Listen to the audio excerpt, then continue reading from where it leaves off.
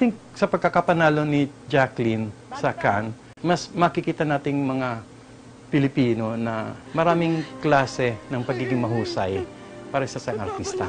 Medyo nalulungkot lang ako kasi kung minsan may nakikita ako na ilang mga tao na nag-i-spoof sa kanya na para bang yung pagiging underacting niya ay isang bagay na dapat pagtawanan. At sa pagkakapanalo niya ngayon sa Cannes, isa sa mga bagay na matitibag yun. Yung pag sinabing underacting, it doesn't offend you. No.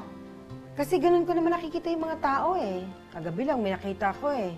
Yung mga nasa evacuation center sa Basilan, tumutulo lang yung luha.